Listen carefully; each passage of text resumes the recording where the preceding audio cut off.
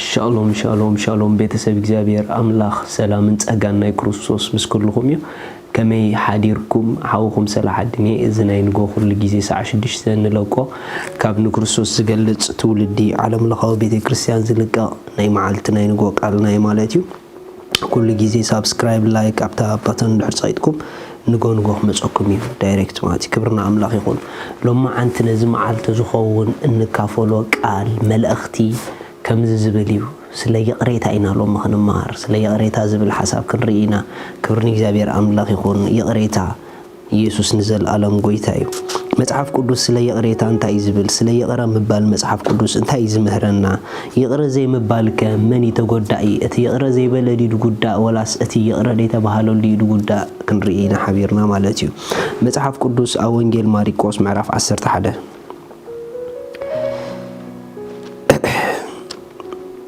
كم زي بالكعب إسران حمشتن دويلكم كتسليو كلهم دما أتي أب سما يزولا أبوهم بدلكم أنت كحد قلكم أب بتسايكم جلا أنت قالكم حدا قلو نسخاتكم أنت زي حدكم جنا أتي أب سما يزولا أبوهم دما بدلكم أي حد قلكم نيبل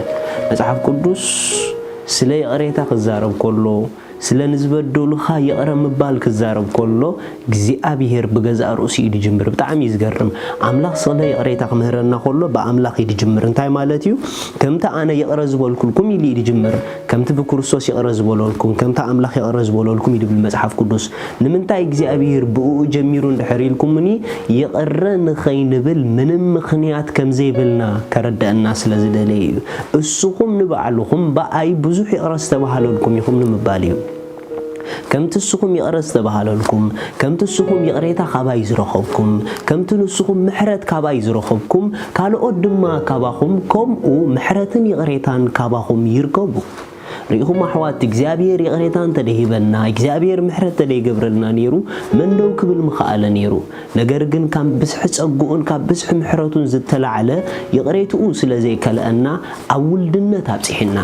ريخم كساع كندز استجبرلنا سبات كابانا سبات متيوم يقريتا خسؤنو أي جبأ منيو كابانا سبات متيوم محرت خسؤنو أي جبأ منيو كساع زبدلونا انت بدلونا نحنا زرخبنا يو يقريتان محرتن كاب كله سلا زعبي كاب زرخبنا يو يقريتان محرتن زتلع على كابانا يقريتان محرتن كسان يبلون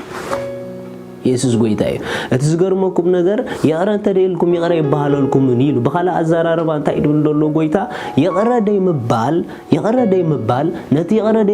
ديبلنالو سبا يخوننا نبدلو زلنا نغزا راسنا اينا نبدل دلنا ننبسنا اينا اسرا زلنا نمنتاي تتباهله مصحف እግዚአብሔር አይሽው ኒሉ اتززراكم منعو تعصديكم يلو اوكي انت دا يقريتا تحتيتكا يقرا مبال ابيخا محرت مغبار ابيخا ازيا زرخيا اقدميخا دما بوزحات يقرا زيبلولكا سبات تغتيرم صلحو خايم لمينكا محرت تسنولو غدنا قدميخا صنحكايو لمينكا يقرا مبال لبوم زدندونولكا سبات قدميخا صلحو خايم نمنتاي تتباهله اسخان بعلخا يقريتا اباخا تدليخا بتسانه اسخا دما ابلبخا لوت يقريتا دليخا خصنيخا صباح نغو سلازم انت نرأسنا خطعمنا ما انت هوتنا منفساونا برانا مس غويتا زلنا ريليشنشيب كعبي مس منفس قدوس زلنا فلوشيب كعبي كاب افنا زوصو صلوتات ادمعتن اسلتن متان كخونو ابي قريتا نمبر امحرت نمبر يقرا مبال نتي يقرا بحالي يزلوطو يقرا مبال نتي يقرا زبل زلو سبي زبررو يقرا زي مبال دما نتي يقرا زي بلاي اسرو اتوم بديلوم نتبلوم اكو اقدم غويتا تنسيحوم يقريتا حتيتوم يودئم يمسوم صرحهم زي ودأ زلو نسخيخي لومي كمل اختنا زقال تقبلوا ابلبكم تبديلنا لكم يقرا مبال زابكم بفصم እግዚአብሔር نتتبدلنا تبلو زلكم بدل يقرا نخيتبلو اي كلكلكم يزبلكم مصحف قدوس سلا يقريتا خزارب كله منم ممتا يقولون بفلاي ام مصحف قولسي 3 كم زبل قال الله قولسي 3 13 ንሕድሕድኩም እናተጻወርኩም እታ ሓደ ኣብታ ሓደ ክስ እንተለዎ ይቕረ ተባሃሉ ከምቲ ክርስቶስ ይቕረ ዝበለልኩም ንስኻትኩም ውን ከምኡ ይቕረበሉ ንስኻትኩም ውን ከምኡ ይቕረበሉ ኣብ ናይ እንግሊሽ you also must forgive ያትብል must አላታ ናይ ግድን ኢኻ ይቕረ ክትብል ዘለካ ሪኹም ይቕሬታን ፍቕርን ኣብ መጽሓፍ ቅዱስ እንተ ኽኢልካ ኣይኮነን ግዴታ እዩ ምኽንያቱ ኣብ ይቕሬታን ኣብ ምሕረትን ናይ ኣምላኽ ትነብር ዘለኻ ሰብ ስለ ዝኾንካ ካብ ይቕረ ምባል ወጻኢ ክትመላለስ ፍቓድ ኣምላኽ ኣይኮነን ስለዚ ሎማዓንቲ ርግፀኛ ኮይነ ክነግረኩም ብብዙሕ በደል ተበዲልኩም ክትኮኑ ትኽእሉ ኢኹም ተጎዲእኩም ክትኮኑ ትኽእሉ ኢኹም ብዙሕ ነገር ኣጋጢሙክን ክኸውን ይኽእል እዩ ነገር ግን ኣሕዋተይ ንርእስኽን ንኽጥዕመክን ንዓኽን ንኽጥዕመኪልኪ ኣብ ልብኹ ዘሎ ቃንዛ መታን ክፍወሰልኪ ይቕረ በሊ ይቕረ ምባልኪ ንዓኸ ፈውሱ ክኾነኪ እዩ ይቕረ ምባልካ ንዓኸ ፈውሱ ክኾነካ እዩ ኢየሱስ ንዘለዓለም ጎይታ እዩ ገለገለ ሰባት ኣምላኽ ከይርኢ እንዲ ኣምላኽ ይርኢ እንዲ ደሎ ሳዕ ክንዲ ዝተበዲልና ትብሉ ትህሉ ኢኹም ርግፀኛ ኮይነ ክነግረኩም ሎሚ እግዚአብሔር ኣይርእን ይንዑ እግዚአብሔር ይቕረ ዘይምባልካ እዩ ዝርኢ እግዚአብሔር ምሕረት ዘይምግባርካ እዩ ዝርኢ እግዚአብሔር ንሓውኻ ዘይምጽዋርካ እዩ ዝርኢ ክብርን እግዚአብሔር ኣምላኽ ይኹን ኣብ ኢየሱስ ክርስቶስ ሓደ ጊዜ ሐዋርያ ጳውሎስ ንሓወይ ክንደይ ጊዜ እንተበዲልና ሓድጎ 7 ጊዜ ደይልዎ ኢየሱስ ድማ 7 ጊዜ ብለካኔ 7 ጊዜ 7 ኢልዎ በኻላ ኣዛራርባ ናይ 7 ናይ 7 ኣይኮነን ጉዳይ ፈጺምካ ክሳዕ መጨረሻ ሕደጎሉ ዝብል ትርጉም ይዘሎ ብቲ 7 ብምልአት ይቕረ ግበር ብምልአት ምሕረት ግበር ብምልአት ይቕረ በሊ ዘሎ ትርጉም ስለዚ ኣሕዋት ክሳዕ መጨረሻ ክሳዕ ጎይታ ዝመጽእ ኩሎም ዝበደሉና ይቕረ እንዳበልናሎም ብዓይኒ ምሕረት እንዳራእናዮም እንዳጸለናሎም ክንከይድ ፍቓድ ኣምላኽ እዩ ናይ መጨረሻ ሓደ ጥቕሲ ኣብ ማቴዎስ ከምበልኩም እየ ማቴዎስ ምዕራፍ 18 ጥቕሲ 21 ሽዑ ጴጥሮስ ቅርብ ኢሉ ጎይታይ ሓወይ እንተበደለኒ ክንደይ ሳዕ ክሓድገሉ ክሳዕ 7 ደበሎ ኢየሱስ በሎ ክሳዕ 7 ክሳዕ 7 እምበር ክሳዕ 7 ኣይብለካን ስለዚ መንግስተ ሰማያት ምስ ባሮቱ ክጻባጸብ ዝደሊ ንጉስ ትመስል ዝገርም እዩ መንግስተ ሰማያት ምስ ባሮቱ ክጻባጸብ ዝደሊ ንጉስ ትመስል ተጻባጻቢትያ ማለት እዩ ዝገርም እዩ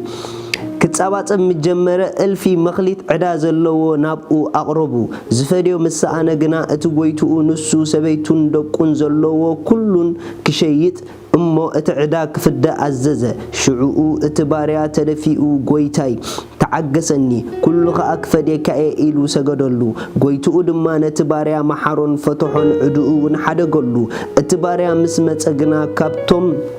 ብጾቱ